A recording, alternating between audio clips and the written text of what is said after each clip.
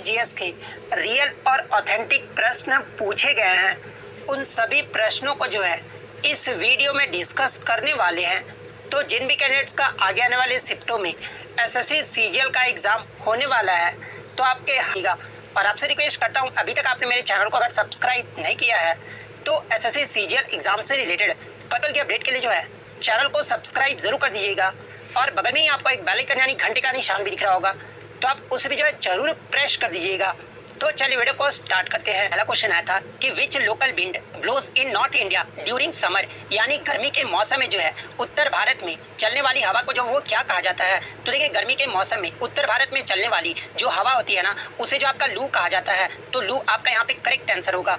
Next question आपका यहाँ पर आया था कि what is the largest crystal plate, यानी पृथ्वी पर जो है सबसे बड़ा टेक्टोनिक प्लेट के बारे में जो वो पूछा गया था। तो देखिए, पृथ्वी पर सबसे बड़ा जो टेक्टोनिक प्लेट है ना, ये आपका प्रशांत प्लेट यानी पैसिफिक प्लेट है। तो पैसिफिक प्लेट आपका यहाँ पे करेक्ट आंसर होगा। और ये जो आपका पैसिफिक प्लेट है ना, ये आपका 40 मिलियन वर्ग मील से अधिक क्षेत्र में जो वो फैला हुआ है। और इसका जो अधिकांश भाग है ना, ये पृथ्वी के समुद्री परत से जो वो बना है। तो ये फैक्ट भी आप ध्यान में रखिएगा। नेक्स्ट क्वेश्चन आपका यहाँ पर आया था कि what is the name of CH3 CH2 CH2 COOH। तो देखिए, CH3 CH2 CH2 COOH का जो आपका नाम होता है ना, वो ब्यूट्रिक एसिड होता है। वहीं अगर बात कर ले इसका IUPAC नेम अगर पूछा जाए तो ये आपका ब्यूटेनिक एसिड होता है। तो ब्यूट्रिक एसिड ऑप्शन में दिया गया था, तो ब्यूट्रिक एसिड आपका यहाँ पे करेक्ट आंसर होगा। अब देखिए, मैं आपको बता दूं कि अगर क्वेश्चन में ये चेंज कर दिया ना, यहाँ पे अगर आपका CH2 हटा दे, सिर्फ आपका CH3 CH2 और COOH रहना, तो यहाँ पे आपका 3 कार्बन हो जाएगा। तो फिर आपका जो ये आपका प्रोपेनोइक एसिड हो जाएगा। लेकिन यहाँ पे आप देख रहे हो यहाँ पे आपका जो है 4 कार्बन है, तो 4 कार्बन में आपका क्या हो जाएगा, तो ब्यूट्रिक एसिड हो जाएगा। इसलिए ब्यूट्रिक एसिड आपका करेक्ट आंसर होगा।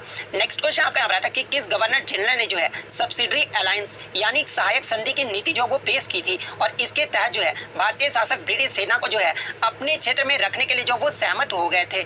तो देखिए, सहायक संधि की जो नीति है ना, ये वेलेजली के द्वारा जो वो पेश किया गया था। और सब्सिडरी अलायंस के तहत ही जो है भारतीय शासक ब्रिटिश सेना को जो है अपने क्षेत्र में रखने के लिए भी जो वो सहमत हुए थे। तो वेलेजली आपका यहाँ पे करेक्ट आंसर होगा। इसके अलावा बात कर ले सहायक संधि, ये जो शब्द है ना, ये किसके द्वारा पेश किया गया था। तो देखिए, सहायक संधि जो शब्द है ना, ये फ्रांसीसी गवर्नर ड्यूप्लेक्स के द्वारा जो इसे पेश किया गया था। लेकिन अगर उपयोग पूछा जाए कि ये किसके द्वारा उपयोग किया गया था, तो देखिए सबसे पहले जो है आपका वेलेजली के द्वारा जो है इसका उपयोग जो है वो किया गया था। तो ये फैक्ट भी आप ध्यान में रखिएगा। नेक्स्ट क्वेश्चन आपका रहा था कि ब्रिटिश ईस्ट इंडिया कंपनी से जो है भारत में ब्रिटिश क्राउन को सत्ता हस्तांतरित करने वाला अधिनियम के बारे में जो वो पूछा गया था। तो देखिए, भारत में ब्रिटिश ईस्ट इंडिया कंपनी से ब्रिटिश क्राउन को सत्ता हस्तांतरित करने वाला जो अधिनियम था ना, ये भारत सरकार अधिनियम 1858 था। तो भारत सरकार अधिनियम 1858 जो आपका करेक्ट आंसर होगा। नेक्स्ट क्वेश्चन आपका रहा था कि उत्तर भारत की रहने वाली किन्हें जो है कला के क्षेत्र में उनके योगदान के लिए जो है उन्हें भारत सरकार द्वारा 2022 में जो है पद्मश्री अवार्ड से सम्मानित किया गया था। तो देखिए, मैं आपको बता दूं कि अजीता श्रीवास्तव जो कि एक भारतीय गायिका, शिक्षाविद और सामाजिक कार्यकर्ता है, और अजीता श्रीवास्तव को जो है कजरी लोकगीतों को लोकप्रिय बनाने और बढ़ावा देने के लिए जो है इन्हें कला के क्षेत्र में सरकार द्वारा 2022 में जो इन्हें पद्मश्री अवार्ड से जो वो सम्मानित किया गया था, जो कि आपका उत्तर प्रदेश में बनारस की जो वो रहने वाली है। तो अजीता श्रीवास्तव आपका यहाँ पे करेक्ट आंसर होगा। नेक्स्ट क्वेश्चन आपका रहा था कि when was kho-kho included in Olympics, यानी खो-खो को जो है ओलंपिक में कब शामिल किया गया था। तो देखिए, खो-खो को जो है 1936 के बर्लिन ओलंपिक में जो है अन्य पारंपरिक खेलों के साथ जो है इसको जो वो शामिल किया गया था। तो 1936 का बर्लिन ओलंपिक आपका करेक्ट आंसर होगा।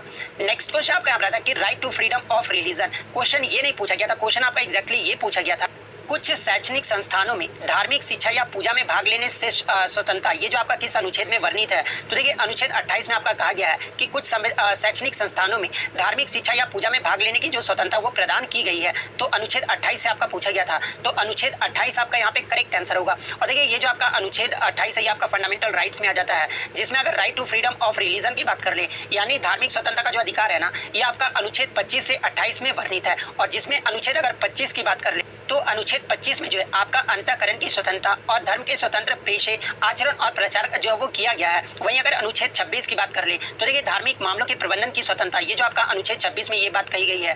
अनुच्छेद 27 की बात कर ले, तो देखिए किसी भी धर्म के प्रचार के लिए करों के भुगतान से मुक्ति, ये जो आपका अनुच्छेद 27 में जो वो कहा गया है। तो ये सभी आपके जो फंडामेंटल राइट्स हैं। और वर्तमान में अगर बात कर ले फंडामेंटल राइट्स के बारे में, तो देखिए संविधान के भाग 3 और अनुच्छेद 12 से 35 तक जो है आपके मौलिक अधिकारों का जो वर्णन है वो किया गया है। और मौलिक अधिकार का जो आपका प्रावधान है ये किस देश के संविधान से लिया गया है, तो ये सब आपका संयुक्त राज्य अमेरिका के संविधान से जो वो लिया गया है। और संविधान के भाग 3 को ही जो है भारत का मैग्ना कार्टा की संज्ञा भी जो वो दिया गया है। तो ये फैक्ट भी आप ध्यान में रखिएगा। और देखिए वर्तमान में अगर बात कर ले कितने मौलिक अधिकार है, तो देखिए वर्तमान में जो आपके 6 मौलिक अधिकार हैं, और वो 6 मौलिक अधिकार कौन कौन से हैं? तो पहला आपका समता यानी समानता का अधिकार, जो कि आपका अनुच्छेद 14 से 18 तक है। सेकंड आपका स्वतंत्रता का अधिकार, जो कि आपका अनुच्छेद 19 से 22 तक है। थर्ड आपका शोषण के विरुद्ध अधिकार, जो कि अनुच्छेद 23 से 24 तक है।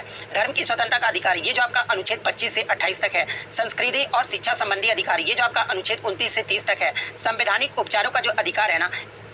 Hello sir, Motorola H15 Neo।